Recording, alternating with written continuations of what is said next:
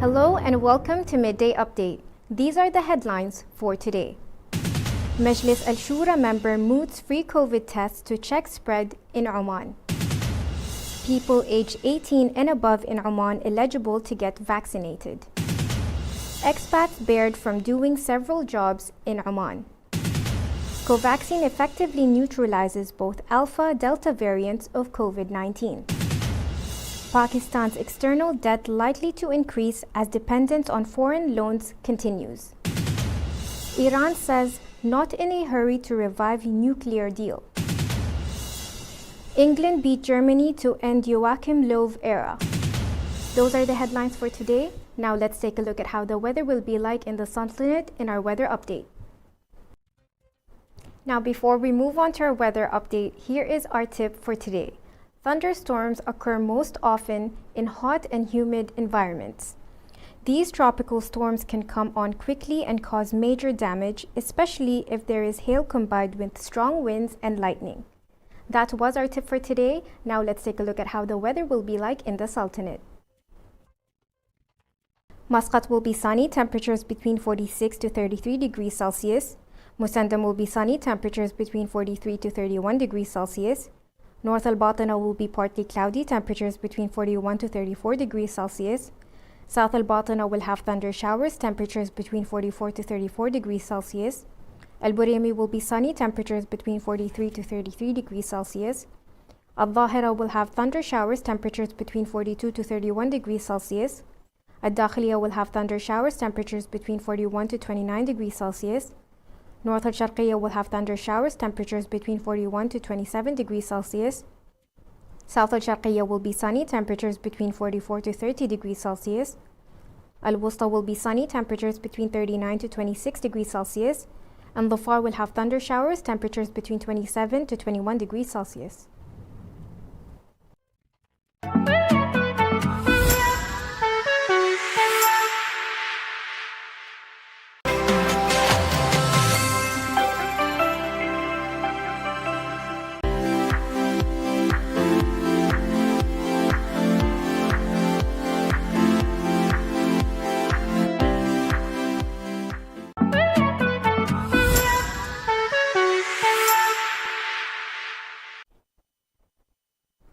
Welcome back to Midday Update. Let us begin with our local stories. Omani citizens being offered free COVID-19 vaccines will enable early detection of infection and stopping the spread of the virus, a senior member of the Majlis Al-Shura has said. Speaking during a session of the Shura Council, Hilal Al-Sarmi, the head of the Health and Environment Committee, said infections could in this way be targeted in terms of their origin before potentially spreading to other people. These centers that will provide free examination of citizens will help in early detection of new cases of infection, as well as show us where new mutations are focused. It is not possible to control these mutations except by surrounding the focus area of the mutation and by discovering them at an early date. These centers must be set up throughout the country. Al-Sarmi added that private healthcare sectors can also contribute to this testing system by charging a nominal fee of 5 Omani riyals from citizens and residents. He also called for limiting the numbers of people able to enter malls, shops, commercial establishments, government buildings, and other areas where people gather in large numbers. Let the governorates be assigned priority in managing the COVID-19 pandemic by allowing their officials to manage their current situation so that we can make the best use of the governorate's resources, whether in terms of infrastructure, human resources, charity organizations, volunteer teams, and other elements capable of fighting against the pandemic. Hilal Al-Sarmi noted during his statement the importance of stopping all flights coming from the areas affected by the mutant strains of the virus. This will be for a period of 2 weeks. This measure can be evaluated through the epidemiological maps of these countries. People 18 and above in Oman are eligible to get vaccinated in all governorates of Oman, the Ministry of Health announced on Tuesday. The drive will begin on Sunday, July 4th, 2021. The ministry has called on the targeted group to book appointments through the website or the Tarasud Plus application before visiting the vaccination centers. This comes after Oman reported 2,234 new coronavirus cases on Tuesday, in addition to 43 new COVID-19 related deaths. This brings the total number of positive COVID-19 cases to 266,536 in the Sultanate. The total number of COVID-19 related deaths reached 3,056. The ministry also pointed out that 181 cases were hospitalized over the past 24 hours. As the total number of current hospitalized COVID-19 infected patients stands at 1,613,525 of them are intensive care units. The Ministry of Health also said that they have vaccinated 854,274 since the start of the National Immunization Plan in December 2020. This is 24% of the targeted population. A number of jobs will be restricted to Omani citizens starting July 20th, including the professions of selling, accounting, and arranging goods in shops. The Ministry of Labor said. The Ministry of Labor, represented by the General Directorate of Labor in North Al-Batana, announces the start of implementing the two ministerial decisions 2021/8 and 2021/9 regarding restricting the practice of professions and activities to Omanis in private sector companies and establishments starting from July 20th.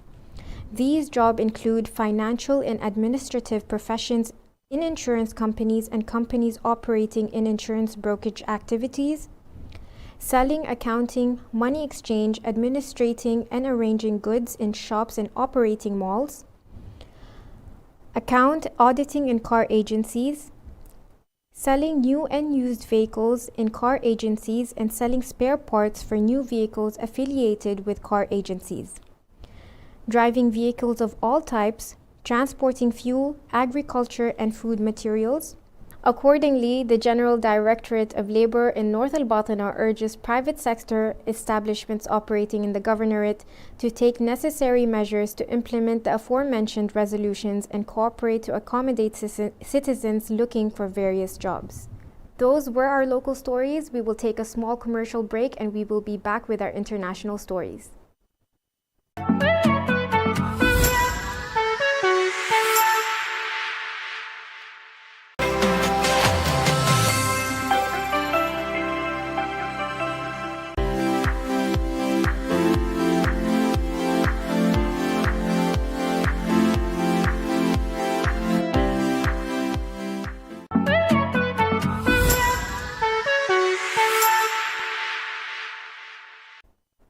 Welcome back to Midday Update, and now with our international stories.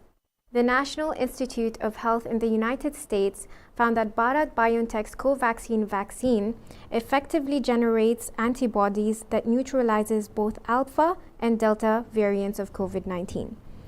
The top health research institute said that adjuvant developed with funding from the NIH has contributed to the success of the highly efficacious Covaxin COVID-19 vaccine. Roughly 25 million people have received to date in India and elsewhere. Results from two studies of blood serum from people who had received Covaxin suggested that the vaccine generates antibodies that effectively neutralizes the alpha and delta variants of SARS-CoV-2, first identified in the United Kingdom and India. Ending a global pandemic requires a global response, said Anthony Fauci, director of the National Institute of Allergy and Infectious Diseases and a part of NIH. I am pleased that a novel vaccine adjuvant developed in the United States with support of the COVID-19 vaccine available to people in India. Covaxin compromises as disabled from SARS-CoV-2 that cannot replicate but still stimulates the immune system to make antibodies against the virus. Published results from Phase 2 trial of the vaccine indicate that it is safe and well tolerated. Pakistan's external debt is likely to increase in the near future as it is under compulsion to borrow more and more every year to repay its outstanding external loans. Over the last 15 years or so, the country's external debt and liabilities have grown at a varying pace, but no effort made during this succeeded. This is evident from the over 115% growth in foreign debt and liabilities, which caused $116.3 million US. And this is from 45.4 billion US dollars at the end of the financial year of 2008. Moreover, Pakistan purchased nearly 63% more debt, or 12.13 billion US dollars, in the first 11 months of the ongoing fiscal year compared to the 7.4 billion US dollars the government had borrowed during the same period last year. Despite rising debt and inflation in Pakistan, its Imran Khan led federal government has proposed to exempt all registered political parties of Pakistan from the legal obligation of submitting their annual income and wealth records, while also declaring their income tax according to the Financial Bill of 2021. Iran's current administration is not in a rush to push the negotiations to revive the 2015 nuclear agreement before the new government takes power in August. If we have in mind and ensured, there will be no delay. But if it is not, the continuation of the negotiations will be adjourned to the next government, spokesman Ali Al-Rabai said in a weekly press briefing. A position voiced on Sunday by Tehran's chief nuclear negotiator, Rabai said, all the issues needed to be negotiated to revive the agreement have already been discussed.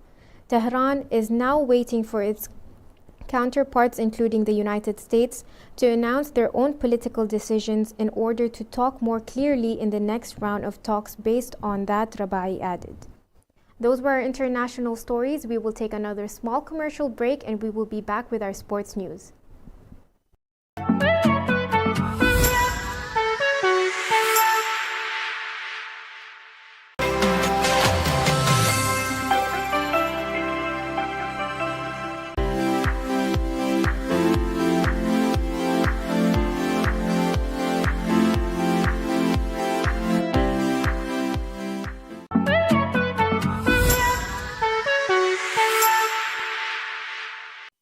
Welcome back, and now we will proceed with our sports news.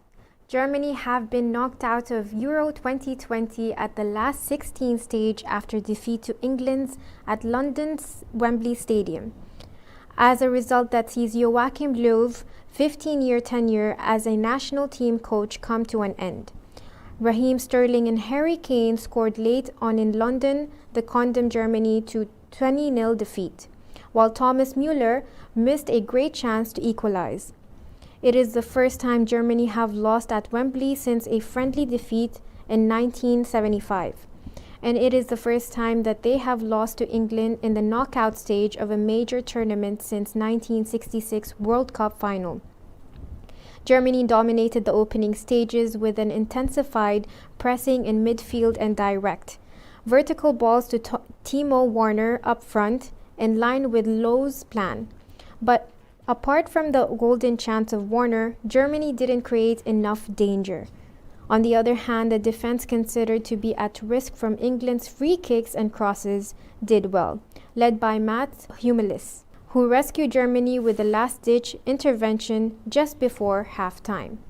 But when England abandoned long balls and looked to utilize the dangerous Sterling, the game tipped in their direction, Manchester City man fishing off Luke Shaw's cross in the penalty area with 15 minutes remaining.